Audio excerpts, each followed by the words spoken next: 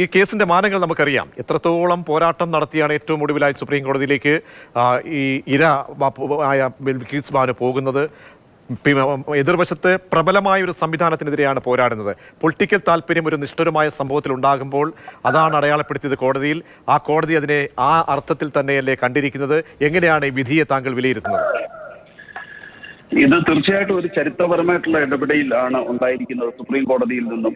ഇരകളോട് ദയാനുകമ്പ ഉള്ള ഒരു സംവിധാനമായിരിക്കണം നിയമം എന്ന മൗലിക ചിന്ത ഊട്ടി ഉറപ്പിക്കുന്ന, അധികാരത്തിലിരിക്കുന്ന പാർട്ടിയുടെ രാഷ്ട്രീയ താല്പര്യങ്ങൾക്ക് അനുകൂലമായ തരത്തിൽ ഇതുപോലെ കൊടും കുറ്റകൃത്യങ്ങൾ ചെയ്യുന്ന, കൂട്ടബലാത്സംഗം പോലെ മനുഷ്യരാശിക്ക് തന്നെ വിപത്തായി വരുന്ന ഇത്തരം കൊടും കുറ്റകൃത്യങ്ങൾ ചെയ്യുന്ന ആൾക്കാരെ 14 വർഷം ജയിൽ ടേമിന് ശേഷം ഇതുപോലെ തുറന്നുവിടുന്ന ഒരു അവസ്ഥാവിശേഷത്തിനെതിരെയുള്ള ഒരു മുന്നറിയിപ്പ് കൂടിയാണ് സുപ്രീം കോടതിയുടെ വിധി. കോടതി വിധികളൊക്കെ തന്നെ മറച്ചു വെച്ചുകൊണ്ട്, കോടതിയെ മിസ്ലീഡ് ചെയ്തുകൊണ്ട് ഇത്തരത്തിലുള്ള റെമിഷൻ ഉത്തരവുകൾ പ്രൊക്യൂർ ചെയ്യുന്ന ഒരു നടപടിക്രമവും കോടതി നിയമവിരുദ്ധമായിട്ട് പ്രഖ്യാപിച്ചിട്ടുണ്ട്. ബിൽക്കിസ് ബാനുവിനെ സംബന്ധിച്ചിടത്തോളം ഒരു ജീവിക്കുന്ന ഇരയായ ആ സ്ത്രീക്ക് ഈ ഒരു അവസാന ലാപ്പിലെങ്കിലും നീതി ഉറപ്പാക്കുവാൻ കോടതിക്ക് കഴിഞ്ഞു.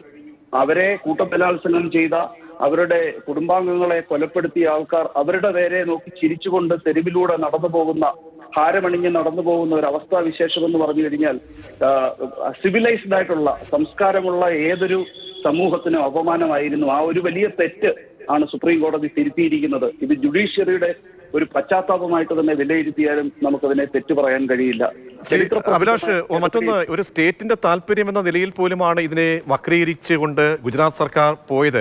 ആ നിലയിൽ ഗുജറാത്ത് സർക്കാർ മറ്റൊരു കീഴ്വഴക്ക്, കാരണം നമുക്കറിയാം ഇതിന്റെ ഭേദഗതി ഇത്തരം കൂട്ടബലാത്സംഗവുമായി ബന്ധപ്പെട്ട് സ്വീകരിക്കേണ്ട നിയമ നടപടിയിൽ ഒരു തരത്തിലും വെള്ളം ചേർക്കാൻ പാടില്ല എന്ന് സുപ്രീം കോടതി പോലും പറഞ്ഞൊരു ഘട്ടത്തിൽ ഞാൻ താങ്കളിലേക്ക് ശ്രീ എം ആർ അഭിലാഷ് തുടരും.